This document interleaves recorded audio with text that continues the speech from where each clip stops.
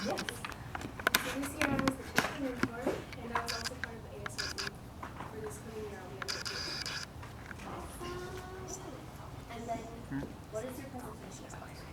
It's a TRR and it's all years. Okay, can you tell our audience what a TRR stands for and what that means? A TRR is a thematic religious reading, and it's a presentation that has at least two literary sources and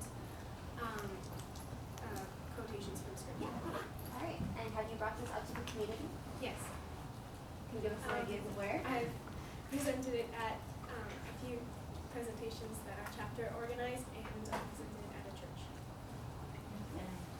Okay, so you're gonna have to be a little loud because it's a large room with lots of people, and we want Abby way back there to be able to hear you.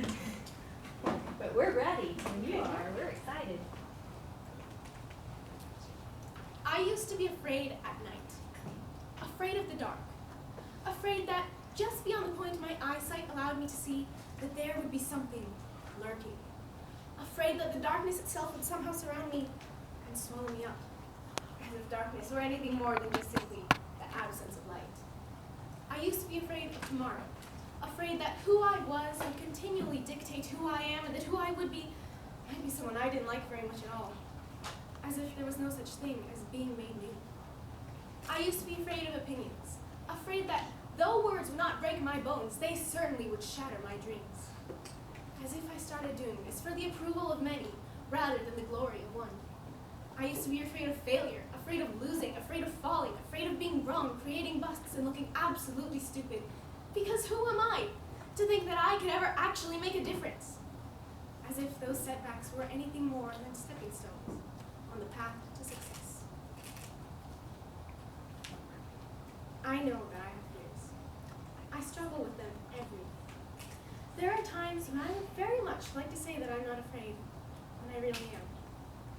But there are certain passages that have reminded me of the truth, that I can overcome my fears.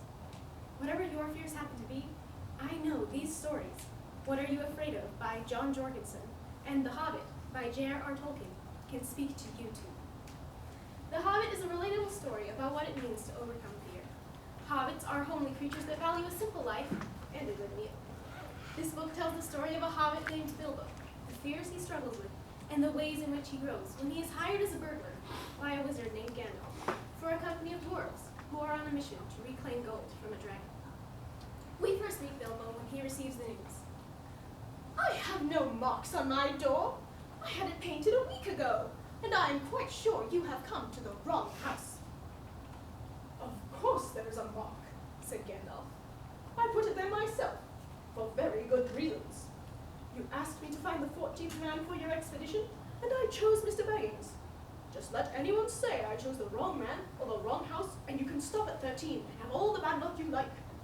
He scowled angrily, and when Bilbo tried to open his mouth to ask a question, he turned and frowned at him and stuck out his bushy eyebrows, till Bilbo shut his mouth tight with a snap.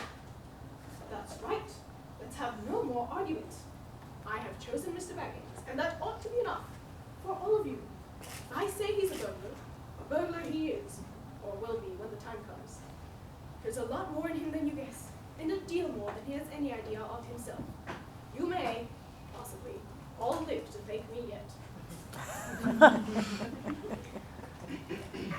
Do not be afraid, for I have ransomed you. I have called you by name. You are mine. When you go through deep waters, I will be with you. When you go through rivers of difficulty, you will not drown. When you walk through the fire of oppression, you will not be burned up. The flames will not consume you. We next see Bilbo when he is in a tunnel leading to the dragon's cave, and he is just as afraid as anyone would be when a live dragon is involved. But this is Bilbo's turning point. Bilbo crept noiselessly down into the dark. He was trembling with fear, but his little face was set and grim. Already he was a very different hobbit. Now you are in for it at last, Bilbo Baggins. You went and put your foot right in it that night, and now you've got to pull it out and pay for it. Dear me, what a fool I was and am. He went still on and on. He was altogether alone. As he went forward, a sound began to throb in his ears. They soon grew to be the unmistakable gurgling noise of some vast animal snoring in its sleep. It was at this point that Bilbo stopped. Going on from there was the bravest thing he ever did. The tremendous things that happened afterward were as nothing compared to it. He fought the real battle in the tunnel alone, before he ever saw the vast danger that lay in wait. I used to be afraid. Used to. But then I did a little research. And by that I mean I researched. And I researched. And I researched over and over again. And through all my researching, I kept coming up with the same exact question. What room does fear have?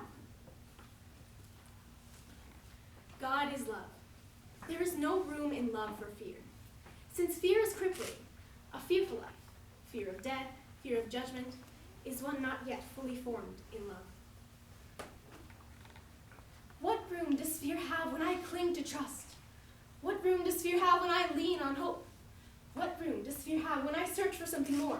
When I discover what's good and when I stand in awe? When I run for perseverance? When I walk by faith? And when I rest in comfort? What room does fear have when I sing with praise? When I take hold of inspiration, explore the possibilities, and step into freedom? What room does fear have when I discover strength, embrace courage, declare truth, choose joy, experience life, and conquer death? And I am convinced that nothing can ever separate us from God's love. Neither death nor life, neither angels nor demons, neither our fears for today nor our worries about tomorrow. No power in the sky above or in the earth below. Indeed, nothing in all creation will ever be able to separate us from the love of God. I may be hurt and broken and afraid, but that doesn't change anything for God. There is nothing I can do that will make him stop loving me. His love will never, ever let me go. This love is bigger than any fear that can cross my path. Yes, I know I have fears, but he is teaching me to overcome my fears through his love.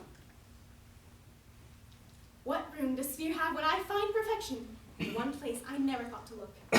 In weakness. When I'm saved by the most unlikely of heroes, by grace. When I'm invited into a relationship more loving and intimate than I could ever imagine as a child of God. I'll ask you again, what room does fear have when I step out of the darkness and I bask in the light? When I let the past be the past and the future has no limits? When they can talk all they want, but their opinion doesn't matter? And when failure is nothing more and nothing less than the road by which I walk my path to success? I'll ask you one last time.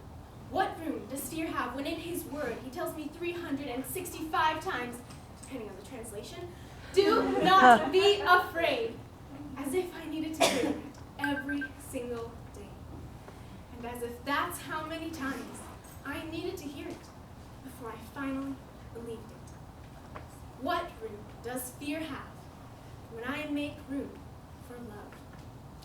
What are you afraid of?